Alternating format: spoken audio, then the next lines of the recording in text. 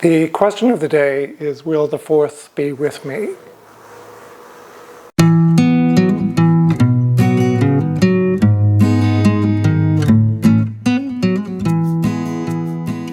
Some time ago, I created a belt buckle for my son's friend, Quincy. And I used SoftJaws because I needed to mill 3D surfaces on both sides. My son also wanted a belt buckle. That meant making another set of SoftJaws. And I have too many projects, I just never got around to it.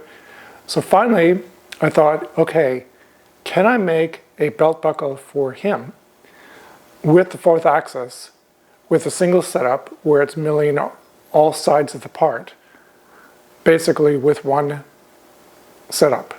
So that's what we're going to do today.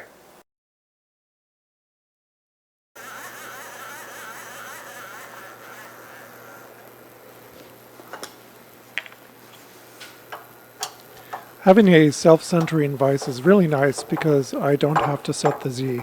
I know the Z is always going to be in the middle of the axis of rotation of the part.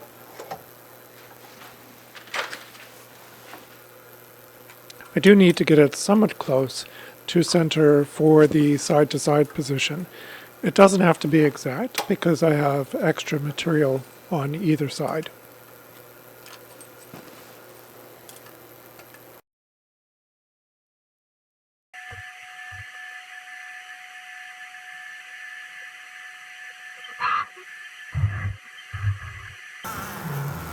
Okay, what I'm going to do is I'm going to set the Z to 0 here. And then I should be able to go to the other side. This is about the center. I think I'll actually move it a little bit more toward me. Yeah, I think that's closer to the center, so I'll put Z down again. And then I'm going to come to this edge and then move the Y. I'm sorry, move the A so that it shows 0.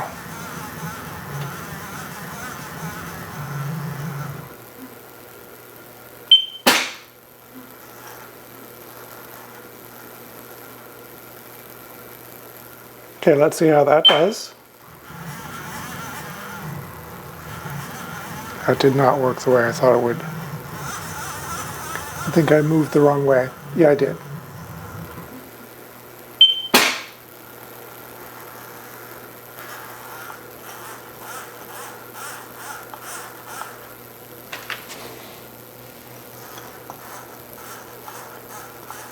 I think that's where I want to be. So let's try going the other way. No, I got that wrong.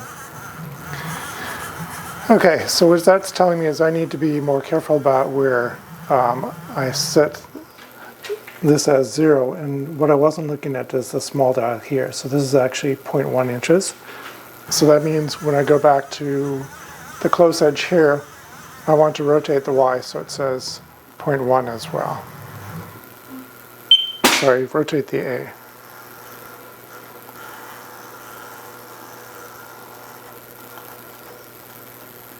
Okay, so now I have the A so that it should be pretty close, and as you can see, it's pretty close.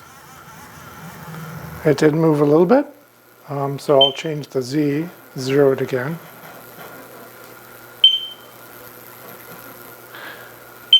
And then come back toward me.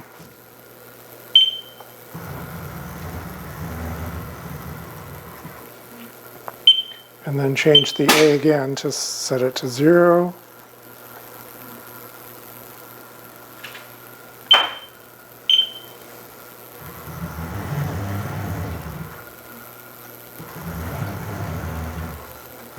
That's pretty close. I'd say within the roughness of the material, that's pretty much right on. So now let me check to see how much it's moving from one end to the other, so quite a bit. So that means I need to loosen this and bring that into line. Okay, I tightened that quite a bit.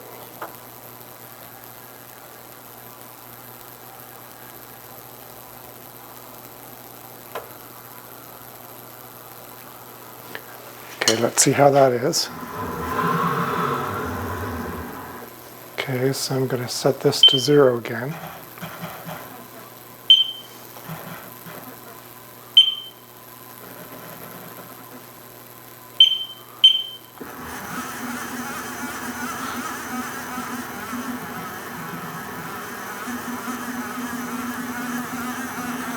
Okay, so that's dropping off about 10 thousandths or so. So what I'm going to do is try to bring it up again.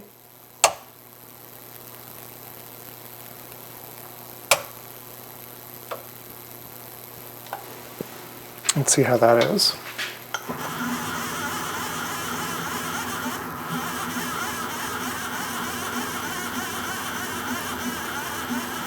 So one of the reasons I'm having to do it this way is because I did not square up this end. This is the raw soft cut end. But for what I'm doing, I think this is plenty close enough. Within a few thousandths is certainly fine because I'm going to be taking material off all sides. So I'm going to tighten this up a little bit more, make sure it's really tight. I didn't capture the video for setting the X0. This is the setup. You can see that I'm using the jaw on the left side as the 0 point for the X. Alright, so I have Y set to the back of the vise, and so what I'm going to do here is set this to mem and hand jock. And what that does is sets the distance to go here to 0. And the other thing I'm going to do is I'm going to set this as the 0 location for Y. So I'll say part set 0, and now that has that coordinate in it. So what I'm going to do is hand jog away from the back of the part, and then I'm going to bring it around to the front of the device, and then bring it so it touches. And you'll see why in just a second.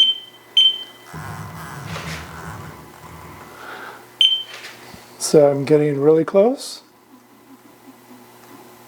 Okay, this number here, distance go, is telling me what the difference is between those two coordinates. So what I want to do is I want to take that number and divide it by 2. And you can see the machine is more in the negative. So I'm going to take this number and, without the sign, divide it by 2 and subtract it from that number. So first let me move there. And then I'm going to take 2.1268 divided by 2. Okay, so what I want to do is I want to say minus 1.0634. And then when I press right enter, this number will change as soon as I say yes to 5.012. So if I go back to Y and I back it off, what I'm going to do is move it so that this now says the same as that. So 5.021. So it's probably a little hard to see, but this is lined up really well with the center of that. So that means that I'm comfortable that I have the center set, the position of rotation set to basically this face here and in Y this way. So now I just need to enter -3 for the Z. So I'll move this to Z and then type -3 dot and then press enter, yes. And now that's saying, actually I think this needs to be positive because it's the distance off. So I'll say 3 dot and then enter, yes.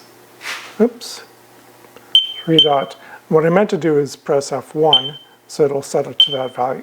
So now you can see that the Z-axis is about 3 inches above, which matches these. I had used G56 before, but I've decided to move the rotary to G59, so it's away from all of the other ones that I use. This is currently showing right here, 96 degrees as the machine position for the A-axis, which is the 4th axis. And what I want to do is press part 0, which will copy that number up into here. So when I press, watch here, when I press part set 0, you can see that it updated to 96. The cam is mostly the same as what I had before. What I do want to point out is that I pulled in the vise and the adapter into here, and the reason I did that is I want to make sure that when I have cam operations like this, I can ensure that this does not collide with the vise itself. So I did make some adjustments as I was going along to the milling operations to ensure that I didn't, particularly for things like the tabs. And the other thing is, you can see I modeled the stock, and the reason I modeled the stock is to make sure that I know how large it needs to be. I did have to change the size of the stock once because I didn't have enough clearance here to be able to get in and to mill the tabs. Now what I've done, let me hide the stock, is I started out with these what I call the thick tabs, which I figured would be plenty strong enough to hold this in place. And as you'll see, it did turn out to be. And then I also modeled thin tabs. So I have operations that after, down here, that after all of the rest of the milling will mill down to these thin tabs.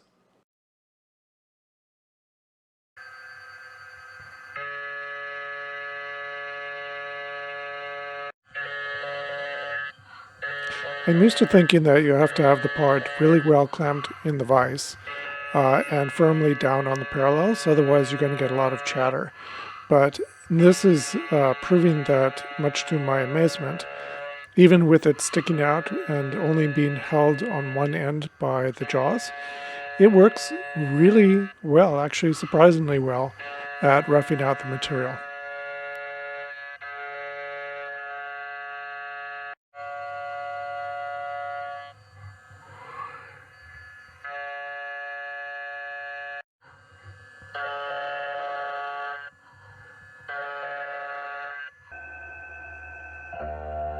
The spindle speed is a lot lower than I should have set it, but the surface finish is still really nice. Switching to a 1/8 inch end mill to clean out the center of the A, where the 1/4 inch end mill could not fit.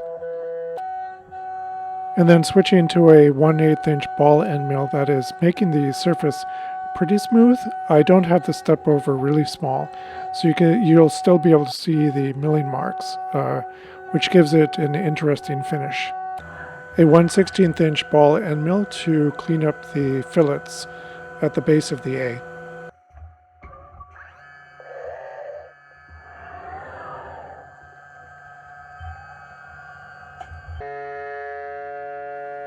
Back to the 1/4 inch flat end mill to do the roughing on the backside.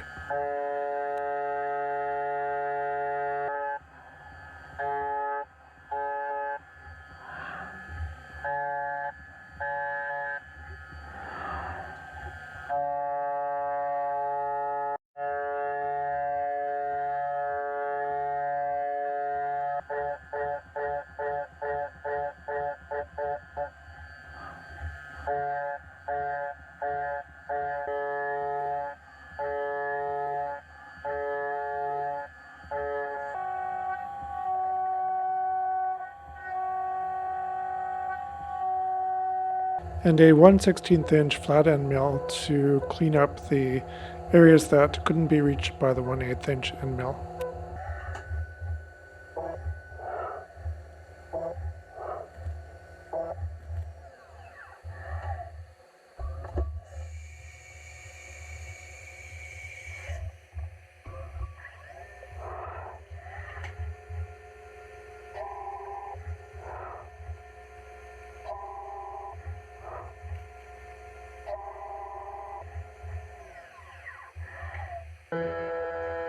Now the fun begins, which is to cut down into the tabs so that this is held in place just by the tabs.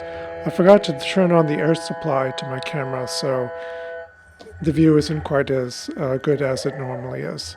So this is flipped over, and now it's going to cut the backside and then thin it out to tabs that are 20 thousandths of an inch thick, which I thought would be enough to hold it in place nicely to get that spring effect. But as you can see in this next pass, the tabs actually are not thick enough to counteract gravity.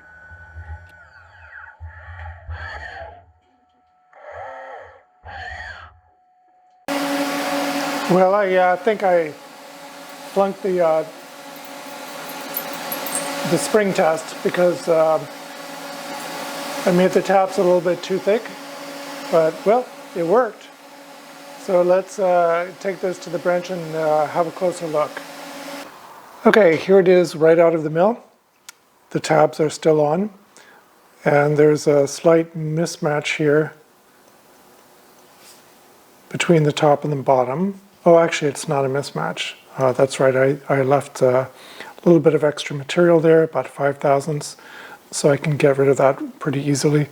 There's also a slight mismatch here.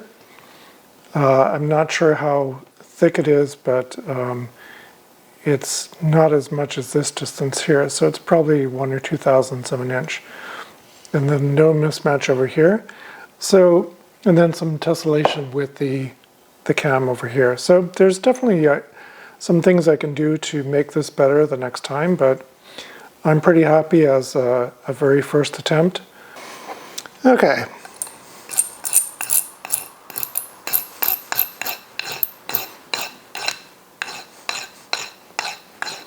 I'm using my fingers to try to make sure that if I slide off, I don't damage the part.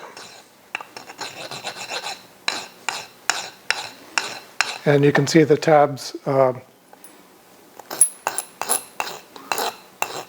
file off pretty quickly.